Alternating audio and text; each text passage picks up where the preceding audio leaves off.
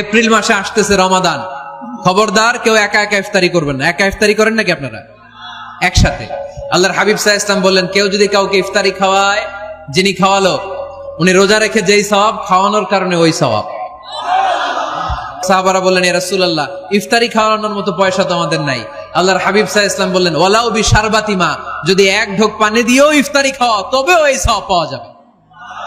ওয়ালাউ বিআযকা চিলাবান, এক ঢোক দুধ দিয়ে খাওয়ালো। ওয়ালাউ বিতামরা, একটা খেজুর দিয়ে ইফতারি করালো, এই সওয়াব। সুবহানাল্লাহ পড়েন।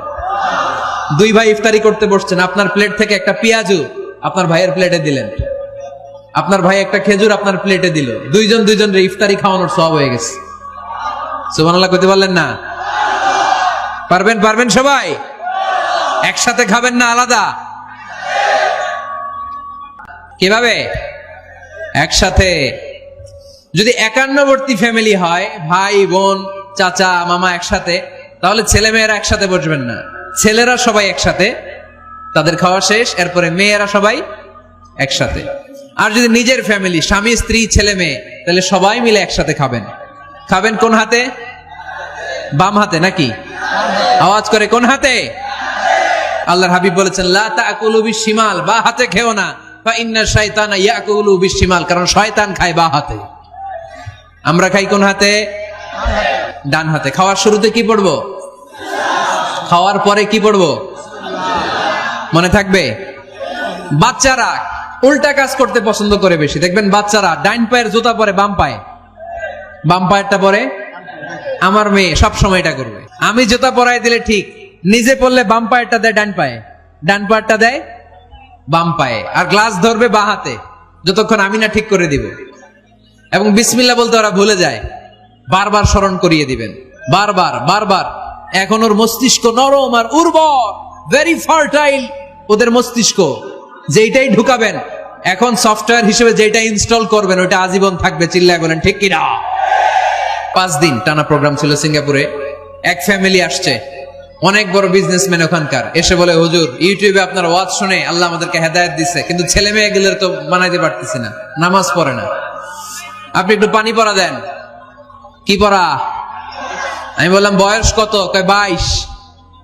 আমি কই পানি পড়া না, আমারে বাইটা খাওয়াই দিলে হবে না, কারণ কাঁচা না নোয়ালে বাস, পাকলে করে টাস।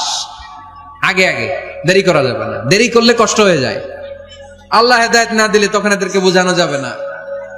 ছোট্ট সোনামণিরা, ওরা এখন কাদাকে যেমন খুশি তেমন ডিজাইন করা যায় কি যায় না? ডিজাইন করার পরে যখন শুকিয়ে যায় তখন আর কিছু করা যায়? তখন বাঁকা করতে গেলে কি হবে?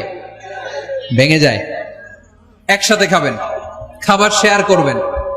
একে অপরের সাথে খাবার শেয়ার করলে মহব্বত বাড়ায় দেয় কে? আল্লাহর হাবিব সাল্লাল্লাহু আলাইহি ওয়াসাল্লাম খেতে বসলে কখনো খাবারের বদনাম করতেন না। সহিহ বুখারীর হাদিস, মা আবা রাসূলুল্লাহ সাল্লাল্লাহু আলাইহি ওয়াসাল্লাম তুআমান কাত্তু, কখনো খাবারের বদনাম করেন নাই। এই 63 বছরের জীবনে কখনো না, একবারও না। ইনিশতাহাহু আকালাহু, ভাল লাগলে খাইতেন, বেশি খাইতেন। ওয়া ইন কারিহাহু তারাকা, ভালো না লাগলে রেখে দিতেন, ওটার দিকে তাকাতেন না। কিন্তু কখনো বলেন নাই লবণ বেশি হয়েছে, কখনো বলেন নাই ঝাল বেশি হয়েছে, এগুলো বললেন না। বলবেন? মহিলা প্যান্ডেলের ভাবিরা খুব খুশি, এখন খুশি হয়ে গেছে। ভাবিদেরকে বলবো, আপনারাও আপনাদের সর্বোচ্চটা দিয়ে ভাইয়ের জন্য রান্না করেন, যাতে ভাইয়ের খেতে কষ্ট না হয়, ঠিক কিনা? চেক এন্ড ব্যালেন্সের দরকার আছে না নাই? Islam is check and balance, very balanced religion, খুবই ভারসাম্যপূর্ণ জীবন ব্যবস্থা। খাবারের বদনাম করবেন না, খাবেন, খাওয়ার শেষে শুকরিয়া করবেন কার? ঘরে মাঝে মাঝে একসাথে জামাতে নামাজ পড়বেন। শুনতেছেন? আমার কথা শুনতে পাচ্ছেন? The family that prays together stays together, যে ফ্যামিলিগুলো একসাথে নামাজ পড়ে এই ফ্যামিলিগুলো একসাথে টিকে থাকে আজীবন। সুবহানাল্লাহ নাই?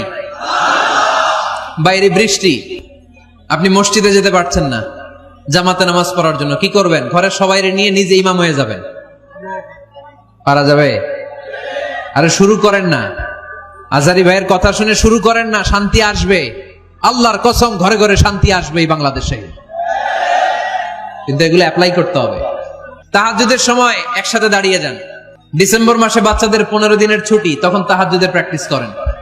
আপনি ইমাম, আপনার পেছনে আপনার ছেলেরা, পিছনে আপনার মেয়েরা আর আপনার স্ত্রী, নারী পুরুষ এক কাতারে দাঁড়াতে পারে না। আমি আর রুবেল ভাই যদি জামাতে পড়ি, আমি ইমাম, রুবেল ভাই ডান দিকে, সমান সমান দাঁড়ানোর সুযোগ আছে না নাই? আছে। কিন্তু আমি যদি আমার স্ত্রীর সাথে জামাত করি, একসাথে দাঁড়ানো যাবে না। আমি সামনে, আমার স্ত্রী পেছনে। মাসালা বুঝতে পেরেছেন?